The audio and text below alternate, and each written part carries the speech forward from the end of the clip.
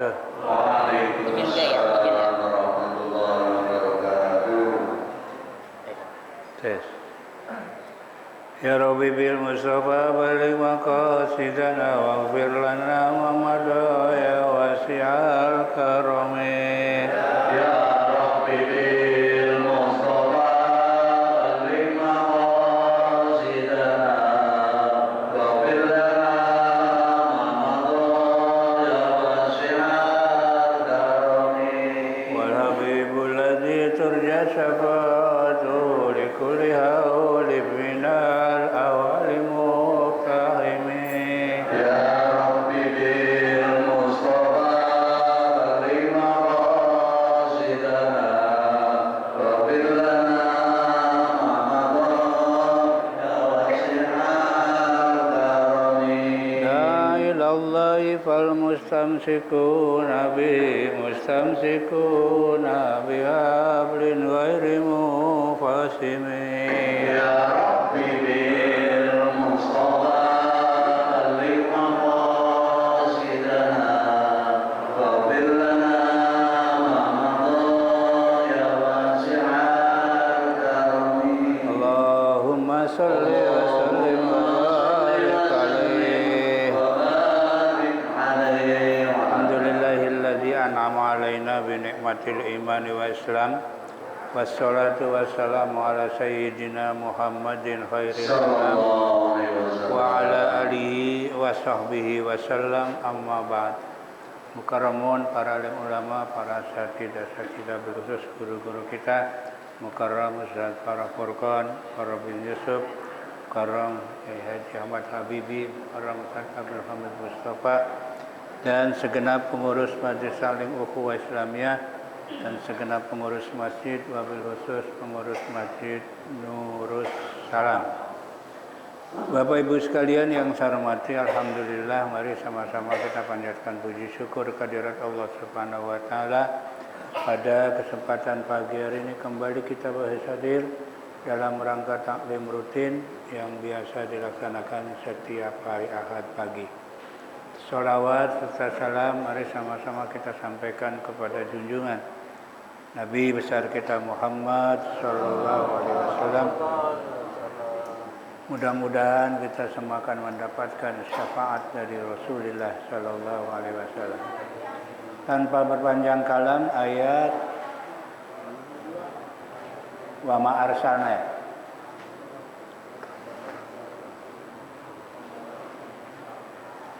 Bismillahirrahmanirrahim.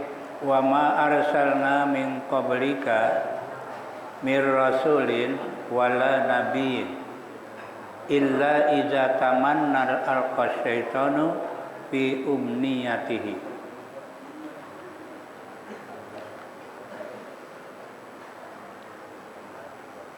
Fayansaqullahu ma yulki syaitanu summa yuhkimullahu ayatihi wallahu alimun hakim. Wa ma arsalna, kata Allah, tidak ada rasul yang kami utus mir qablika, dari sebelummu, artinya sebelum Nabi Muhammad, mir rasulin, dari seorang rasul, huwa nabiyun umiro bitabligh, yang namanya rasul itu adalah seorang nabi yang diperintahkan untuk menyampaikan, ya, tabligh itu menyampaikan risalah, itu namanya rasul, ya. Dalam keterangan yang lain, yang namanya rasul itu, Bapak Ibu, adalah seorang laki-laki yang diberi wahyu oleh Allah, ya, yang juga diperintah untuk menyampaikan kepada umatnya. Ini namanya rasul, ya. Jadi kalau rasul punya beban, apa bebannya? Dia menyampaikan kepada maka yang namanya rasul ada umatnya. Tuh, ya. Yang kita tahu sejumlah nabi rasul, satu keterangan ada yang mengatakan 124.000 nabi dan rasul. Diseleksi jadi rasul berapa? 313. ya, yang jadi rasul 300. Yang wajib diketahui oleh umat Islam, ini semua ada dalam Al-Quran, itu 25 ya. Jadi rasul juga banyak tuh, ada 313 ya. Cuma umat Islam udah nggak usah semua tahu, 25 aja bingung ya. Ya 25 aja bingung, padahal itu semua ada di Quran ya. Maka Rasul yang 25 itu punya umat. Punya umatnya, ada ceritanya. Nabi Adam, Nabi Nuh ya, Nabi Lut ya, Nabi Hud, Nabi Soleh ya, sampai Nabi Muhammad. Ada ceritanya semua di Quran ya. Karena kita wajib mengetahui ya. Ini namanya Rasul ya. Wala nabiin, dan juga termasuk nabi. Jadi Rasul sama nabi itu diutus oleh Allah sebelum Nabi Muhammad ya. Siapa nabi? Ailam yu'mar bitabligh. Nabi itu adalah orang yang tidak diperintahkan untuk menyampaikan. Tuh, jadi kalau nabi nggak punya beban. Karena nabi adalah seorang laki-laki yang diberi wahyu oleh Allah untuk dirinya sendiri. Maka kalau nabi nggak punya umat. Coba kita kenal sering dengan Nabi Khidir, sering dengar. Itu masanya kapan? Umatnya siapa? Nggak ada. Ada juga ceritanya Nabi Musa, ya kan? Terus ada lagi namanya di Quran, apa namanya? Orang Yahudi bilang siapa? Nabi Uzair. Nabi Uzair. Umatnya siapa? Ceritanya gimana? Ya, ceritanya hilang. Ya. Karena memang kalau Nabi enggak punya umat, karena untuk dirinya sendiri. Ya. Tuh, ada kalimat itu. Lam yu'mar bitabligh. Dia tidak diperintah untuk untuk dirinya sendiri aja. Dan perlu dicatat Bapak Ibu, yang namanya Nabi dan Rasul itu seorang laki, nggak ada Nabi perempuan. Awas, ya, perempuan Nabi dari mana itu? Apalagi Rasul, Nabi aja nggak ada. Semua ya Nabi dan Rasul yang 124.000 itu semuanya laki. Ini mah ada Nabi perempuan, ngawur itu udah. Dari situ aja udah nggak boleh kita percaya. Oke, orang masih ada yang percaya ada Nabi terutama di Indonesia. Indonesia ini apa? Paling banyak Pak, Nabi Rasul palsu ya. Ya memang disebutkan oleh Nabi, kata Rasul, nanti di akhir zaman akan ada kadzabun. Kadzabun itu pendusta agama. Dan dia ngaku jadi Rasul. Berapa? Nabi menyebutkan kurang lebih 30. Kurang lebih 3. Sekarang pertanyaannya, udah ada belum 30? Udah berapa? Kalau belum berarti ke depan masih banyak loh. Masih banyak orang yang ngaku jadi Nabi ya. Kurang lebih yang sudah terjadi ini Pak, kayaknya lebih dari 10 sih. Ada sih 13 orang yang ngaku-ngaku jadi. Ada dari Musailamah Al-Kadzab ya. Dari yang namanya Aswad Al-Unsi ya, itu dari Yaman ya. Dari yang namanya tabi'in, banyak udah. Yang paling banyak dari Indonesia ya. Iya, yang paling banyak dari Indonesia. Dari India ada, namanya siapa? Mirza Ghulam Ahmad dari Lahore ya. Itu dari Pakistan. Indonesia paling banyak. Dulu ada namanya agama Jasun, Jawa Sun, nabinya namanya Tugimin. Ya. Nabi namanya Mugimin. Dari Bandung ada tukang cukur namanya Sayuti. Sayuti tukang cukur jadi Nabi. Terus ada juga Ahmad Musadek ya. Terus siapa lagi? Lia Edan ya. Bukan Edan dia. Ya, Lia Edan ya. Menurut dari Departemen Agama, ya memang benar Edan katanya. Menurut penelitian ya. Setelah diteliti ternyata memang orang Edan dia. Siapa lagi? Banyak kok di Indonesia banyak. Terakhir itu tahun 2018 apa berapa itu? Ada perempuan dari Makassar. Tahunya stres ya, ditinggal suami. Ngaku jadi nabi ya. Terakhir Cirebon yang namanya Ratu Adil. Ada kan ya? Ya kemarin tuh baru terakhir tuh, tahun berapa tuh? Jadi ke depan masih ada lagi nih. Orang-orang yang ngaku jadi Rasul, ngaku jadi.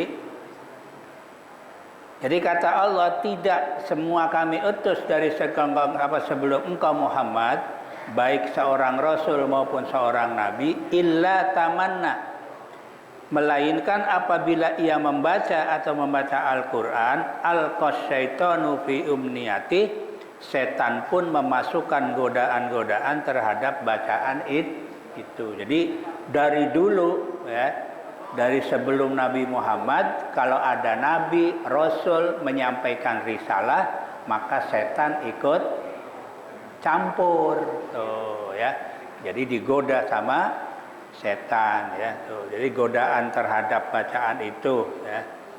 Jadi setan yang ngacak-ngacak, ya.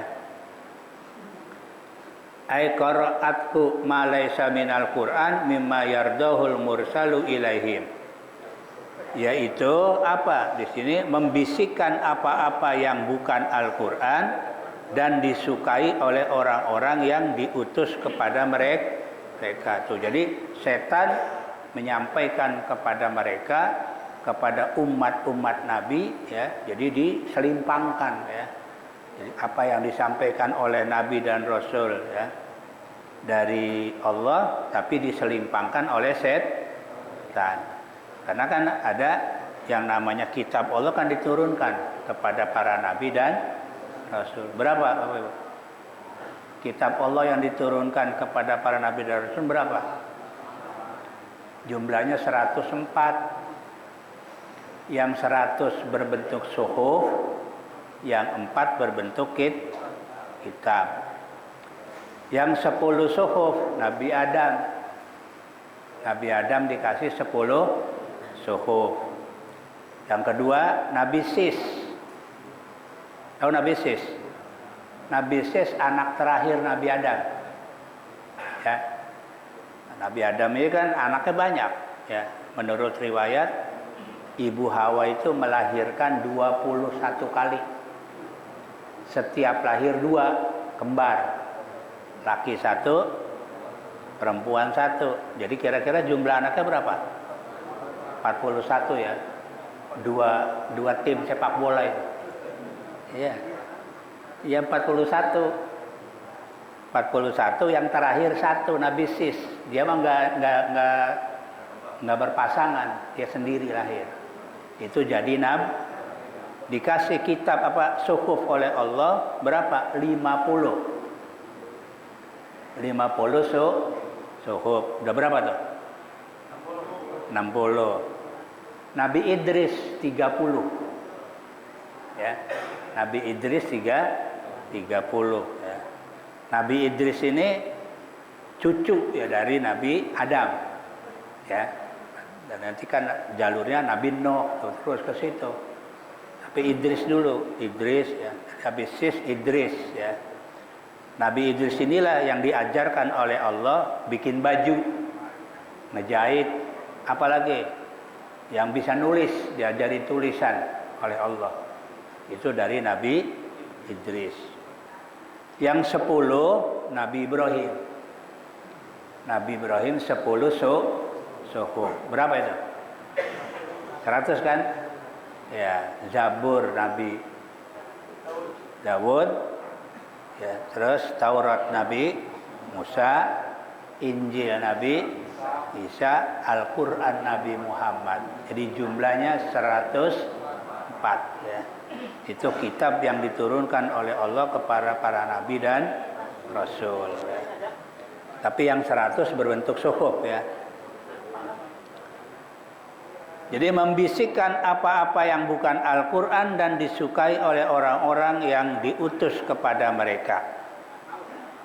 Sehubungan hal itu ya, jadi Nabi Muhammad waqad qara'an Nabi sallallahu alaihi wasallam, Nabi membaca di dalam surat An-Najm ya, apa di sini ada diterjemahkan ya. Maka apakah patut kalian hai orang-orang musyrik menganggap Al-Lata, Al-Uzza dan Manat sebagai ya, Tuhan yang ketiga. Jadi Nabi akhirnya menyampaikan kepada orang-orang Arab ya, atau mereka ya sudah yang bisa dibisikin setan. Terus kemudian Nabi mengatakan ya bahwa apakah Lata, Uzza, Manat itu dijadikan sebagai Tuhan yang ketiga ya. Bi'alqa syaitan ala lisanihi ya, dengan tipu daya setan kepada lisannya Nabi min ghairi ilmihi sallallahu alaihi wasallam, tanpa apa dan tidak ada ilmu dari Nabi Muhammad sallallahu alaihi wasallam. Tilkal gharaniku al-ula wa in syafa'athunna liturji fafarihu bidzalika. Di sini diterjemahkannya, lalu beliau Nabi mengatakan bintang-bintang yang ada di langit yang tinggi itu adalah sesungguhnya manfaatnya dapat diharapkan. Orang-orang musyrik yang ada di hadapan Nabi kala itu merasa gembira mendengarnya. Hal ini dilakukan oleh Nabi di hadapan mereka. Dan waktu Nabi Muhammad SAW membacakan ayat di atas, lalu setan menghembuskan ya menghembuskan godaannya ya kepada lisan Nabi Muhammad sallallahu alaihi wasallam tanpa ia sadari. Jadi ketika Nabi menyampaikan ucapan-ucapan tadi, itu sebenarnya setan sudah masuk ya, menggoda Rasul ya. Maka malaikat Jibril memberitahukan kepadanya apa yang telah dihembuskan oleh setan terhadap lisan itu. Lalu Nabi merasa berduka, khazina. Khazana itu sedih ya. Wa khazana asalla bihadhil ayat liyatma'inna. Kemudian hati Nabi menjadi terhibur kembali setelah turunnya ayat berikut ini. Jadi tadinya Nabi ngomong itu didasari apa? Hembusan setan, sehingga orang-orang kafir Quraisy merasa senang dengan omongan Nabi. Ternyata Jibril turun menyampaikan kepada Nabi bahwa itu adalah tidak sesuai dengan apa yang disampaikan oleh Allah Subhanahu wa taala. Kemudian turun ayat fayansakullahu ma yulqis syaitanu, maka membatalkan Allah atas apa yang disampaikan oleh setan. Jadi apa yang dikatakan oleh Nabi tadi kepada orang Arab itu adalah hembusan setan. Maka Jibril menyampaikan, nih ini bukan omongan Allah, tapi ini adalah hembusan setan. Maka Nabi akhirnya merasa bahagia. Summa yuhkimullahu ayatihi, kemudian Allah mengetahui apa yang telah dilancarkan oleh setan tadi. Jadi Allah tahu terhadap apa yang telah ditetapkan oleh setan. Ayyusbituha, artinya yang telah ditetapkan oleh setan. Wallahu alimun hakim, dan Allah maha mengetahui biilqa'is syaitani ma dzukira. Allah mengetahui apa yang telah dilancarkan oleh setan. Jadi apa yang diucapkan oleh Nabi ya, setan menyampaikan kepada Nabi, Allah tahu ya. Maka kemudian dihukumi oleh Allah Subhanahu wa taala. Hakimun, Allah juga lagi maha bijaksana. Dalam hal apa? Fi tamkinihi minhu yaf'alu ma yasha. Di dalam memberitakan ya, kesempatan kepada setan untuk dapat menghembuskan godaan kepada Nabi. Dia berbuat apa saja yang dikehendaki oleh Allah. Tuh, jadi dari dulu sampai Nabi Muhammad, ketika para nabi dan rasul menyampaikan wahyu dari Allah, tetap ada yang namanya yaitu namanya setan. Tuh, ya. Nabi saja hampir saja ya, Nabi kena tuh ya. Tapi akhirnya disampaikan oleh malaikat Jibril bahwa apa yang disampaikan itu adalah hembusan dari setan. Allah tahu ya. Ini adalah artinya apa? Setiap nabi, setiap rasul pasti akan ada godaan, apalagi model-model kita begini ya. Pasti akan digoda. Nabi aja digoda ya. Padahal Nabi sama setan, sama iblis dekat Pak. Ya. Tapi ya tetap aja. Maka dalam ada hadis, Nabi pernah nanya, kata Nabi, iblis, siapa sih musuh kamu paling utama? Ya, kata iblis, engkau, anta ya Muhammad. Jadi musuh nomor satu iblis adalah Nabi. Nabi udah tahu, tapi tetap aja. Yang namanya iblis pinter menggoda ya. Nih, jadi inilah ayat ya, bahwa tidak ada seorang rasul sebelum Nabi Muhammad, apakah nabi atau rasul, kecuali mereka semua didampingi atau digoda oleh yang namanya setan dalam rangka menyebarkan ajaran Allah Subhanahu wa taala ya. Insyaallah berikutnya liyaj'ala ma yulki syaitanu fitnah ya, itu masih lanjutan sebenarnya ya. Saja bisa kami sampaikan. Wallahu a'lam bishawab. Assalamualaikum warahmatullahi wabarakatuh.